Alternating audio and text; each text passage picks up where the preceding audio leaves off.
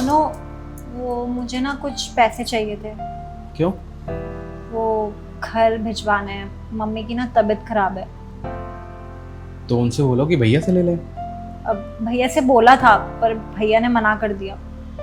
मना कर दिया? क्यों मना कर दिया? क्यों क्या, मेरी भाभी की वजह से। अरे उन्होंने ही मना करा होगा उसको कि पैसे मत देना। ये तो गलत बात है भाभी की। अरे वो है ही ऐसी, जब से शादी करके आई है ना तब से मेरे भाई को उसने मम्मी पापा से दूर कर दिया है। पूरे घर में सिर्फ अपनी मनमानी करवाती है। तो उसमें गलत क्या करती? जो तुम्हारी भाभी तुम्हारे घर में कर रही है वही सेम चीज तुम यहाँ भी तो कर रही हो। मतलब ये जो तुम्हारी भाभी तुम्हारे घर कर रही है वो तुम यहाँ कर रही हो। मम्मी, अगर पापा की तबीयत खराब है तो उनको हॉस्पिटल क्यों नहीं लेके जा रहे हो तुम लोग? अरे तो भैया को पैसे भेजने में टाइम लग रहा तो मुझसे क्यों नहीं बोला? कितने की जरूरत है ये बताओ। अरे ये मत देखो रिपोर्ट महंगी सस्ती है, आगे और भी जरूरत हो तो मुझे बोल देना फोन करके। अभी 15,000 मैं भेज रहा हूँ अभी, और उनको दिखाओ जाके।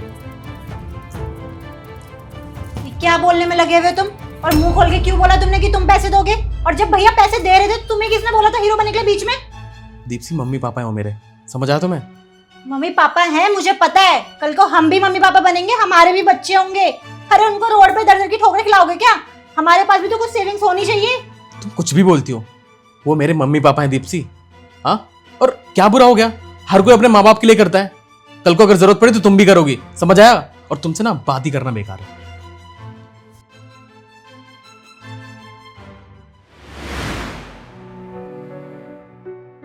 पता है दीप्सी कि इंसान को कुछ भी गलत करने से पहले ना एक बार सोच लेना चाहिए कि वो जो गलत काम कर रहा है ना उसके साथ भी हो सकता है।